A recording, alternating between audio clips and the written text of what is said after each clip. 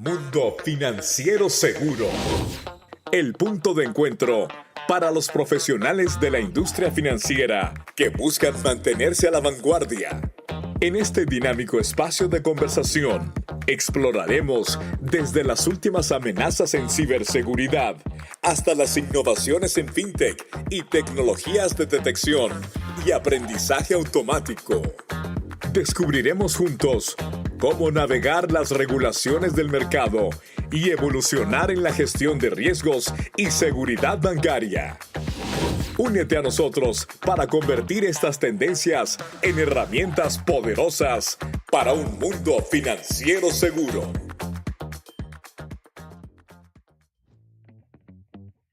El lavado de activos y la corrupción son flagelos que afectan a los países del mundo y se reflejan en los riesgos a los que se exponen las empresas públicas, las compañías privadas y las entidades sin fines de lucro, lo que obligó a los sistemas jurídicos a convertir en sujetos obligados y sujetos de reporte al sector financiero, al sector no financiero, o también denominado sector real, y al sector de las organizaciones gremiales y caritativas.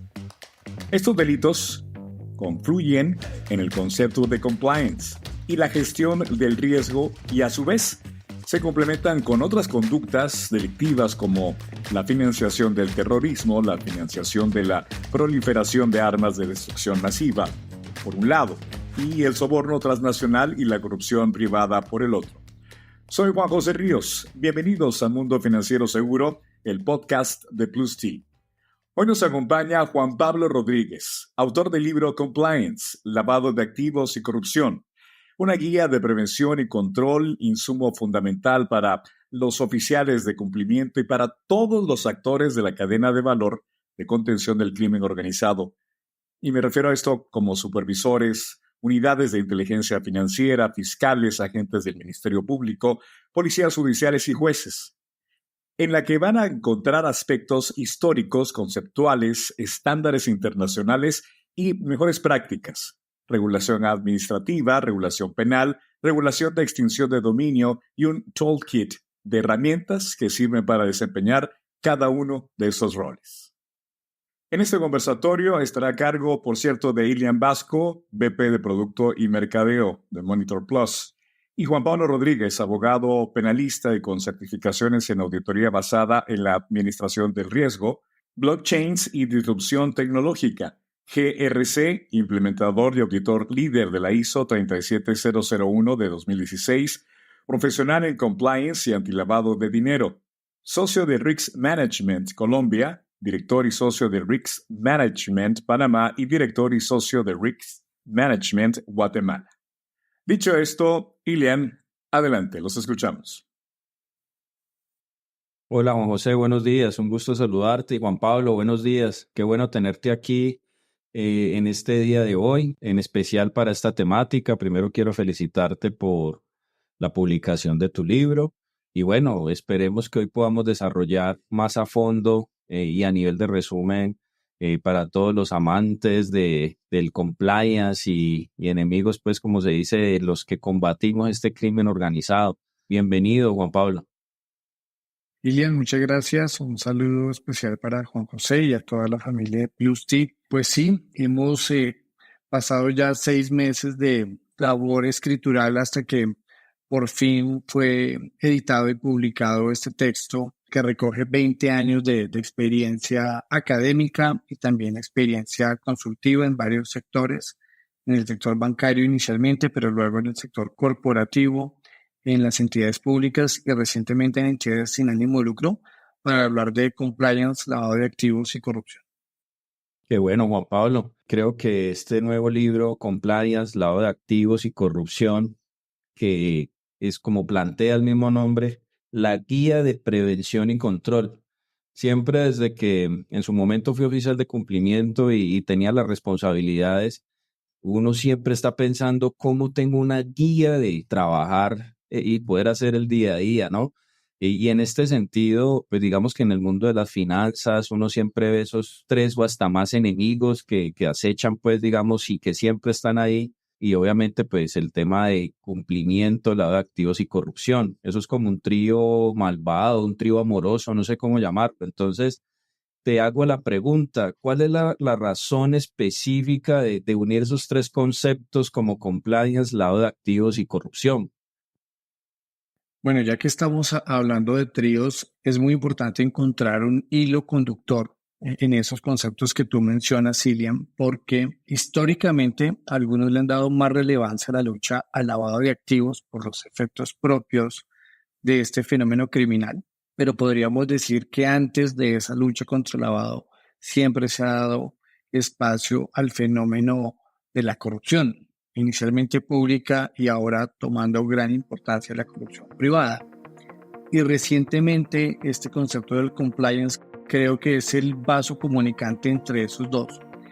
Y para mí, trabajando en los tres aspectos, en el compliance, digamos, desde mi formación como abogado, en el cumplimiento normativo, en el caso de la lucha contra el lavado de activos, asesorando la implementación de muchos modelos en el sector bancario y luego en el sector real, y finalmente atendiendo los desafíos ahora con estándares internacionales y normas específicas para contar con programas de cumplimiento anticorrupción.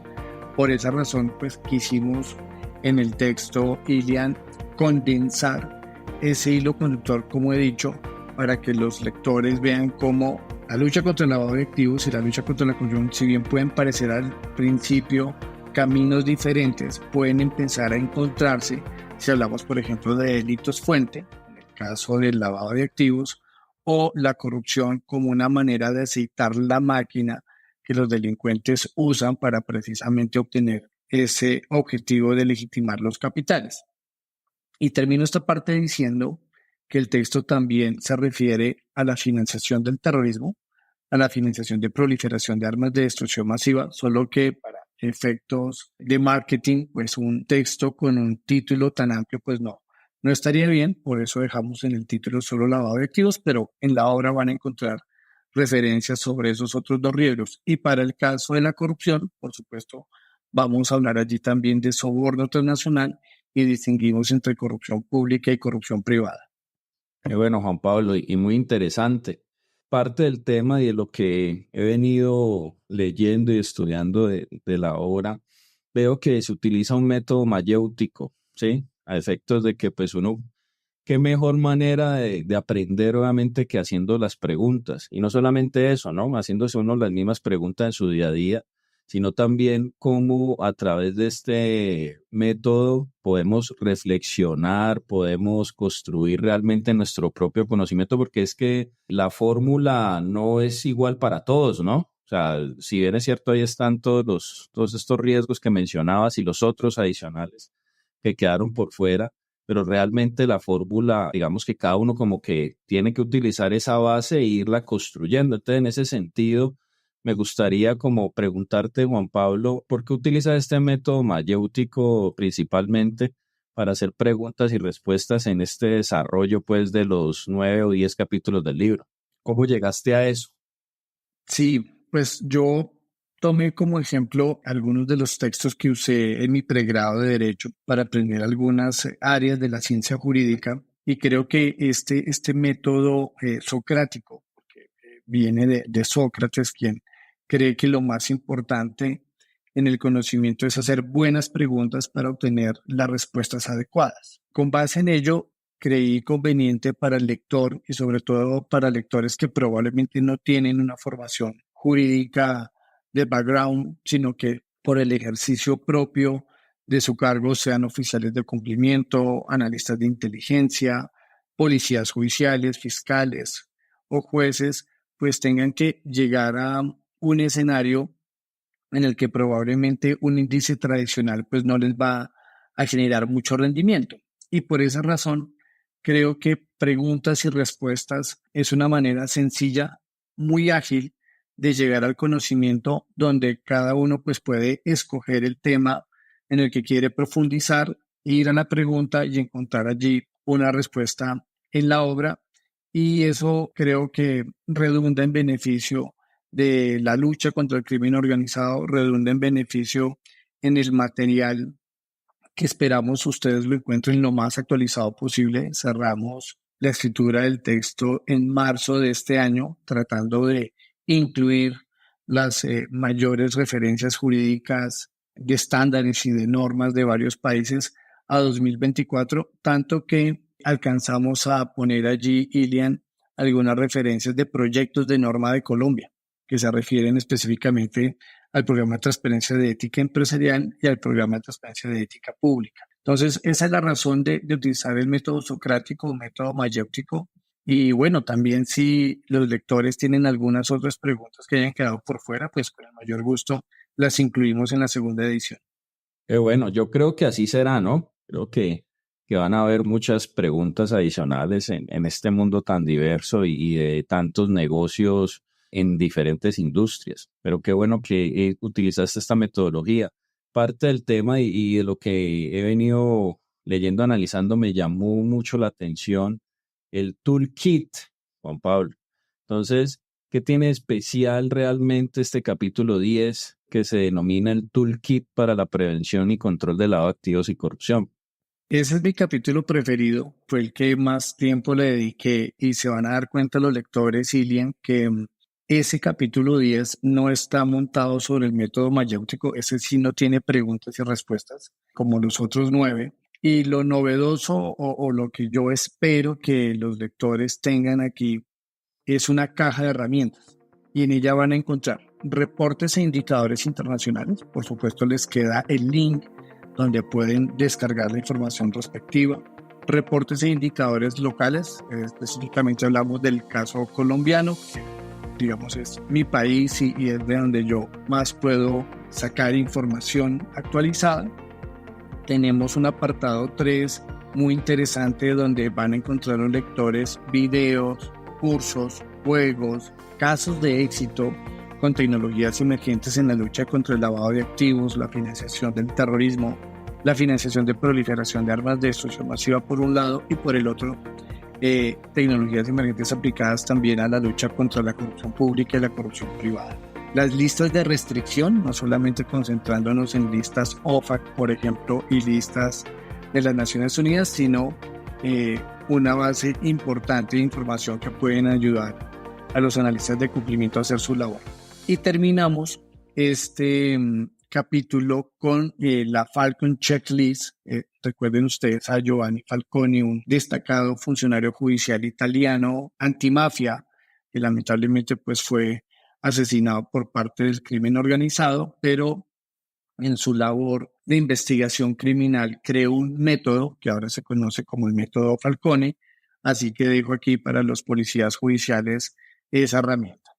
Y lo último, las tipologías de lavado de activos, financiación del terrorismo y financiación de proliferación de armas de destrucción masiva, haciendo énfasis en ese último apartado, porque creo que en Latinoamérica, Ilian, hace falta invertir muchísimo en estudio en el fenómeno de las armas de destrucción masiva y ahí hemos dejado tipologías y alguna documentación internacional que puede ser de provecho para todos los actores de lucha contra el crimen organizado.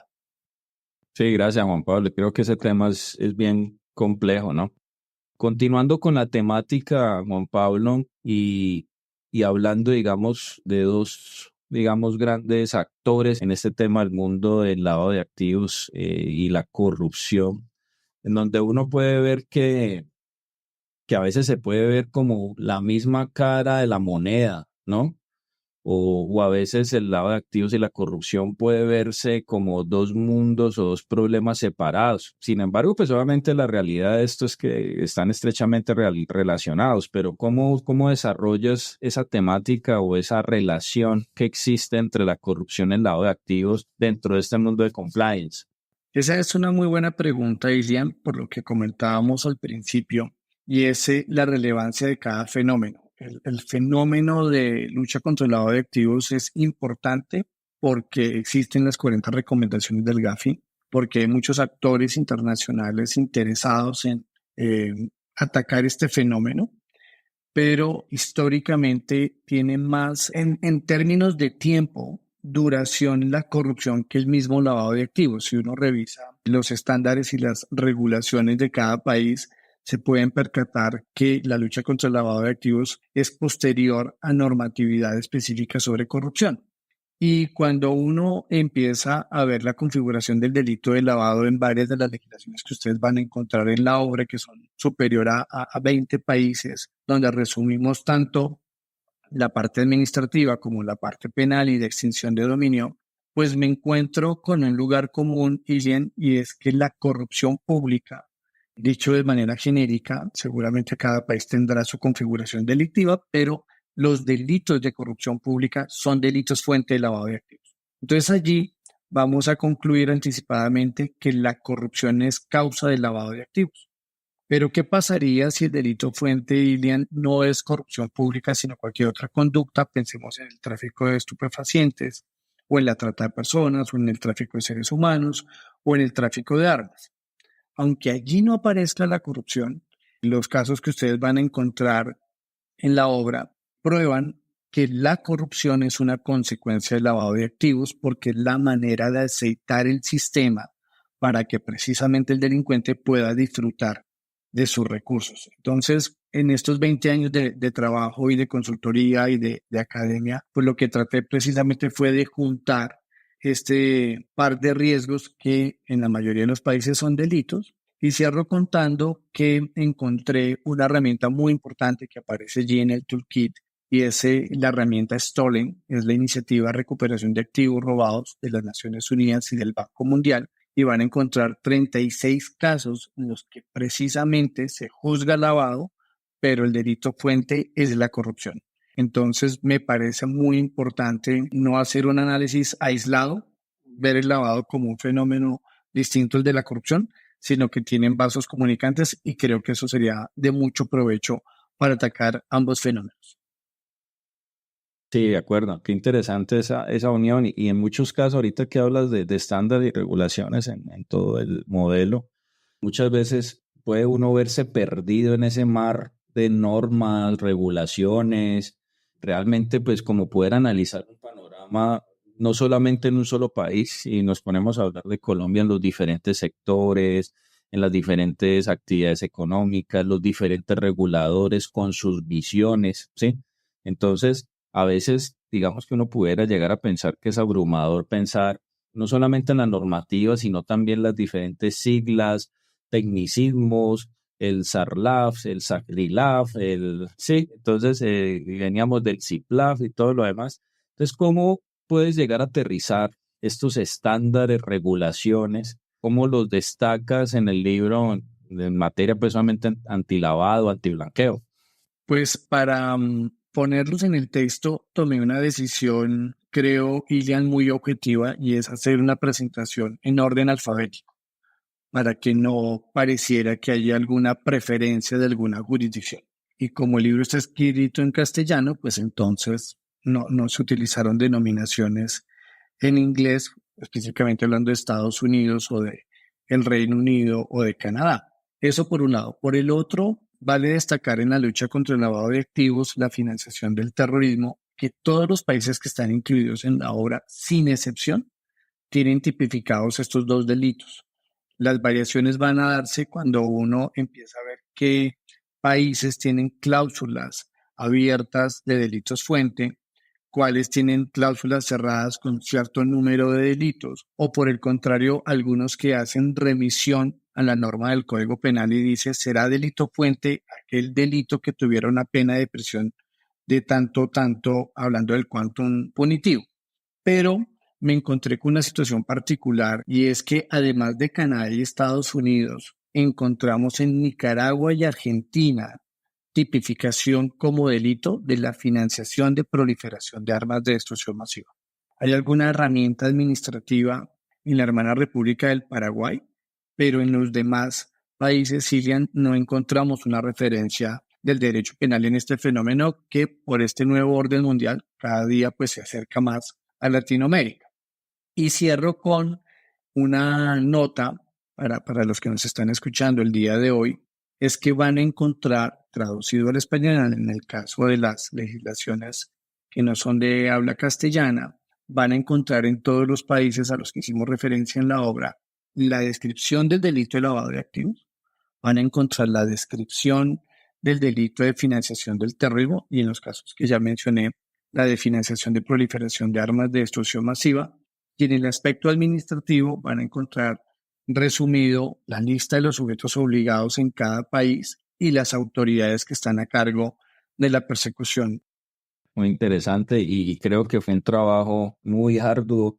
Mencionabas más de 20 años en este tema y obviamente pues no son las mismas normas hace 20 años, o sea que hacer ese barrido tuvo que haber sido bien interesante. Dentro de lo que mencionabas ahorita, tanto antilavado y proliferación y destrucción masiva y todo lo demás, ¿tuviste en cuenta también regulaciones específicas o estándares específicos que se destaquen en materia anticorrupción?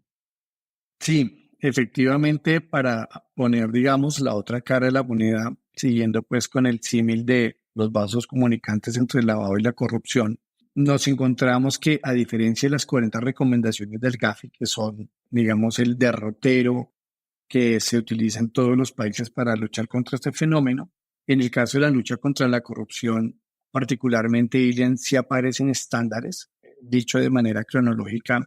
Nos encontramos con la norma 37.001-2016, que es una norma antisoborno. Vale decir aquí que no persigue luchar contra todo el fenómeno de la corrupción, sino específicamente contra el soborno, pero que es una norma certificable y que ya muchas compañías públicas y privadas han ido por esa ruta. De hecho, acabo de ver en las redes sociales que la Presidencia de la República Dominicana quedó certificada en esta norma. Nosotros mismos en la labor consultiva acompañamos a muchas organizaciones a ayudar a certificarse en esta norma. Y luego del estándar antisoborno aparece una norma 37.002 que refina todo lo que se necesita saber para implementar una línea ética, que también es una norma certificable.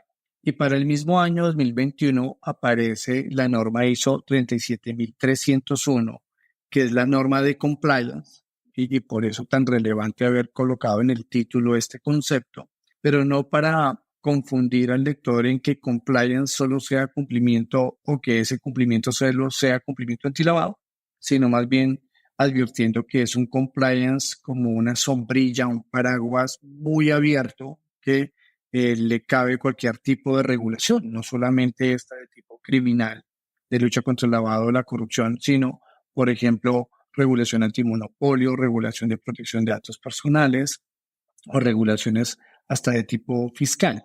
Esas son certificables y podemos contar aquí, y ya quedó en el texto, que hay un borrador de norma ISO antifraude, que es la norma 37.003, que valdría la pena que le den seguimiento a ella. Y como digo, pues esperamos que en una segunda edición del libro profundicemos en algunos aspectos y estaremos muy atentos a sus gentiles comentarios para incluir en ese método mayéutico más preguntas.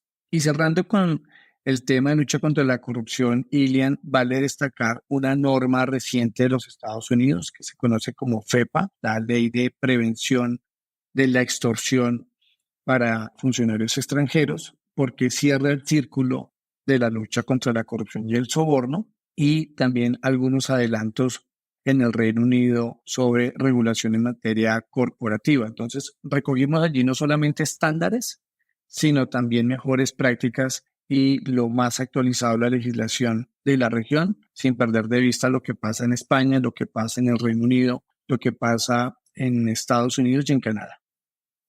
Ahorita precisamente cuando mencionabas y estaba haciendo el Pareto interno, nosotros también llevamos en materia obviamente de ya soluciones tecnológicas y aterrizando todas estas normativas, 20 años de trabajo también fuerte, arduo, inyectándole mucha tecnología de aterrizar las normativas en el día a día y obviamente pues seguramente apoyarse. Ojalá que parte de ese toolkit de todos los oficiales de cumplimiento también esté en nuestras soluciones de Monitor Plus.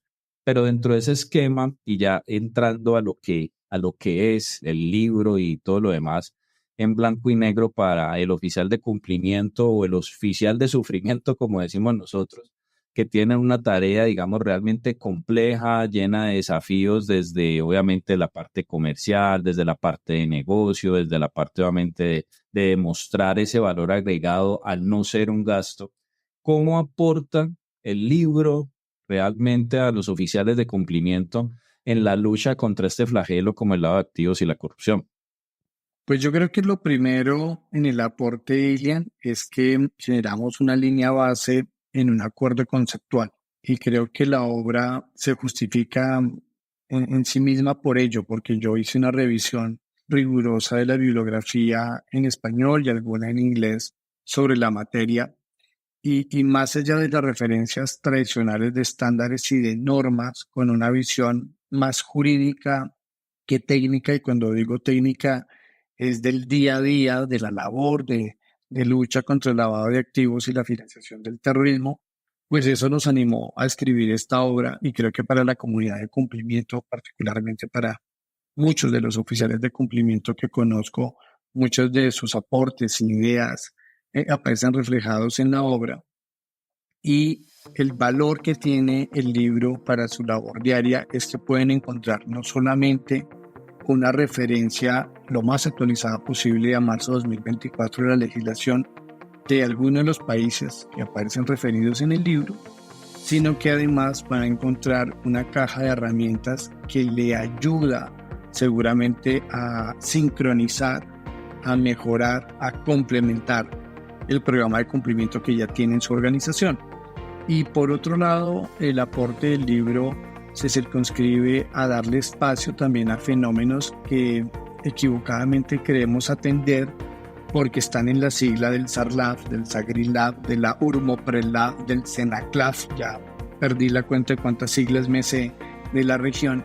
Entonces ahí van a encontrar información relevante que se junta y a la que se suma pues la del soborno transnacional y de la corrupción pública y privada, al final encontrando un vaso comunicante y en un apartado que espero sea de mucho provecho para todos y que por supuesto estoy atento a las observaciones y a las actualizaciones que corresponda, tiene que ver con la matriz de riesgos de lavado de activos, financiación del terrorismo para sujetos obligados. Entonces, con ese conjunto de elementos, creo que hay un aporte importante para la comunidad de oficiales de cumplimiento que me animaría a decir, Ilian, también sirve para otros actores de la lucha contra el crimen organizado, como sujetos obligados, como abogados, auditores, en el caso colombiano, revisores fiscales, analistas de la unidad de inteligencia financiera, policías judiciales, fiscales, jueces, y no solamente todo esto en el ámbito penal, sino también en el de extinción de dominio.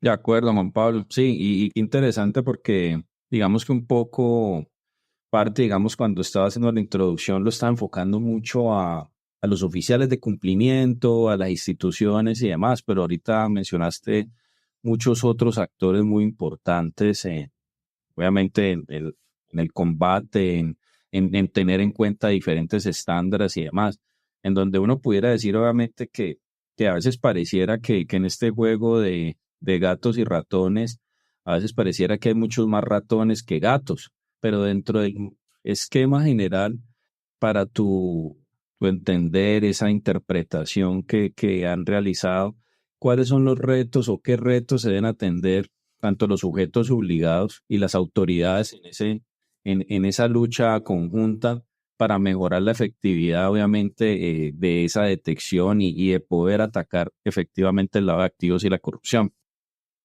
Los retos que tienen los actores de la cadena de valor, como yo la denomino, ya no tanto en lavado de activos y corrupción, Ilian, solamente, sino deberíamos empezar a hablar genéricamente de crimen organizado. Lamentablemente, los egos, tanto del sector público como del sector privado y ahora de las entidades sin fines de lucro, los cambios en las plantas de personal en entidades públicas, también en el sector privado, la falta de seguimiento de planes de acción, de capacitación, pues minan lamentablemente este trabajo de lucha contra fenómenos delictivos como los que presentamos en la obra. De manera que creo que el primer reto está en ponerse de acuerdo en lo fundamental. Y ponerse de acuerdo en lo fundamental es empezar a ver los vasos comunicantes entre el compliance, el lavado de activos, y cuando digo lavado, le sumamos estas dos patas, financiación del terrorismo y financiación de proliferación de armas de destrucción masiva, junto con la corrupción y que puede trascender como el soborno transnacional. Y el segundo reto está que pasemos, como bien lo dicen las 40 recomendaciones del GAFI, del cumplimiento técnico, porque lo van a ver en la obra, pareciera que el problema no es de normas, sino de gente.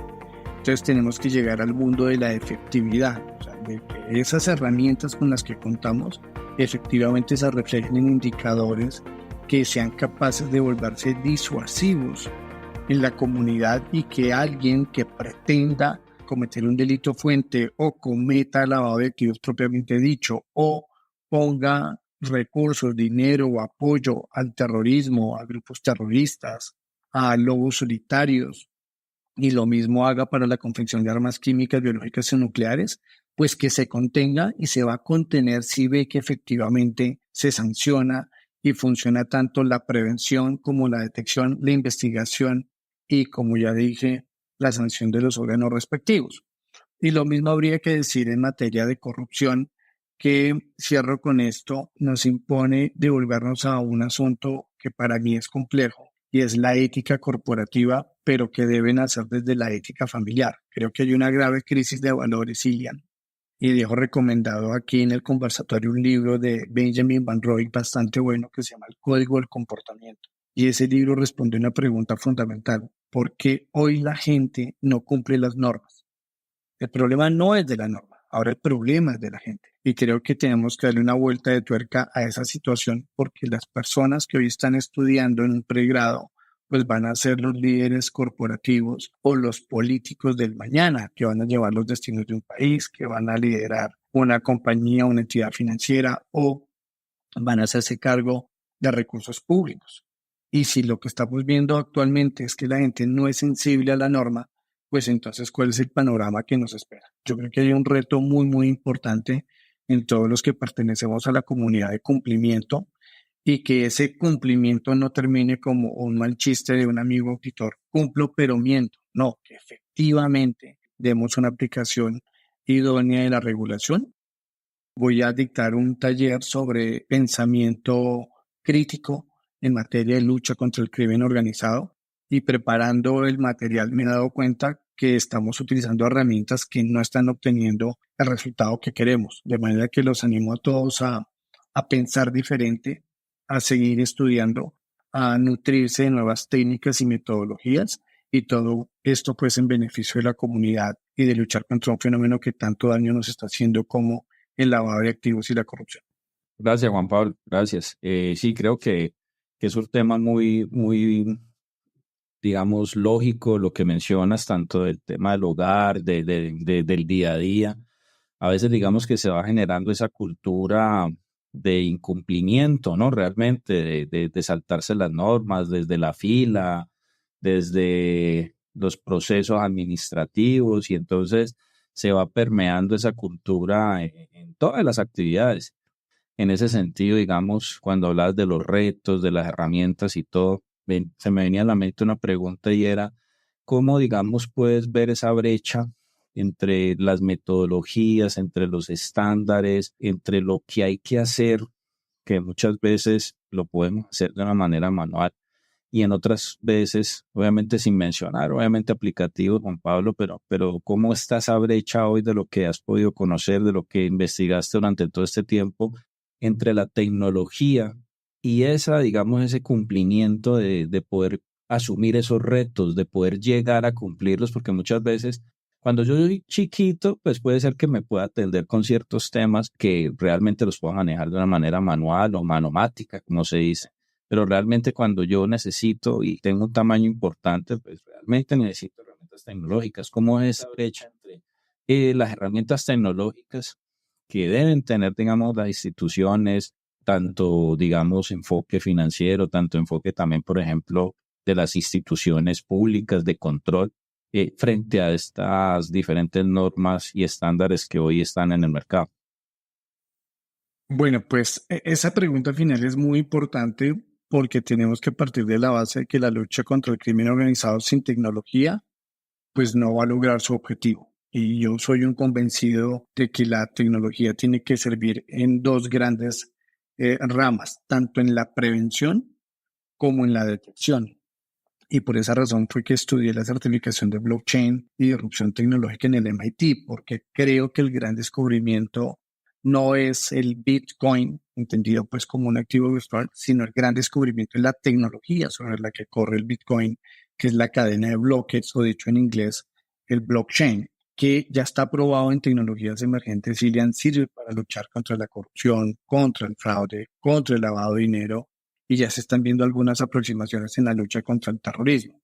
Entonces, respondiendo corto, sí se necesita que los tecnólogos se acerquen a los tecnócratas y que en la comunidad de compliance se evalúen las diferentes herramientas de tecnología que ayuden a cortar los tiempos de trabajo tanto en prevención como en detección, y que el ser humano se dedique a lo realmente importante. Y creo que ahí es donde encuentra valor, por ejemplo, el Big Data, la inteligencia artificial, la nanotecnología, el Internet de las cosas y muchas otras herramientas. Pero todo esto contrasta, Ilian, con un fenómeno que estamos viendo y es el denominado mundo VICA, volátil, incierto, complejo y ambiguo. Entonces hay muchos desafíos, tomando la pregunta de los retos, porque puede ser que yo hoy trabaje de una manera y en el corto plazo esa forma ya no me sirva porque el mundo cambió. Y esto lo estamos viendo con fenómenos tan complejos como la guerra de Rusia y Ucrania o de Palestina y de Israel, que ponen en el tapete una discusión sobre armas de destrucción masiva.